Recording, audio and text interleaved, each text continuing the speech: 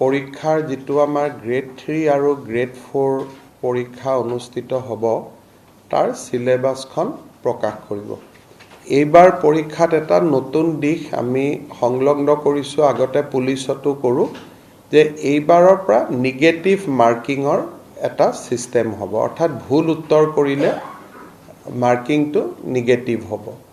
এইবাৰৰ যেটো পৰীক্ষা ই অলপ খুব এটা চ্যালেঞ্জিং এক্সাম হ'ব, যে পাৰ্টিকুলাৰ এটা সাবজেক্টত 11 লাখ পৰীক্ষাৰ্থী পৰীক্ষা দিব।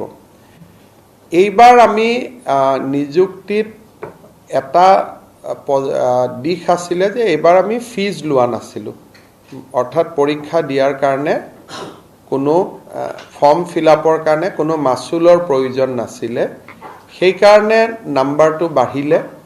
দ্বিতীয়তে ফাৰ্ষ্ট পৰীক্ষাটোত যেটো এটা মানুহে ট্ৰান্সপাৰেন্সি দেখিলে, স্বচ্ছতা দেখিলে, যে দুখীয়া ল'ৰা ছোৱালীয়ে নিযুক্তি পাইছে, হিউ প্ৰেৰণা যোগালে।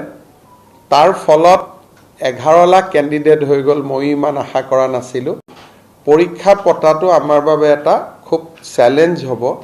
ডিসি সকলেও চেণ্টাৰ কৰিব পাৰিব নোৱাৰিব, তেওঁলোকেও যথেষ্ট কষ্ট কৰিব লাগিব। যি নহওক আমি আগবাঢ়ি গৈ থাকিম আৰু সময়ে সময়ে যি ডেভেলপমেন্ট হয় আপোনালোকক জনাই থাকিম।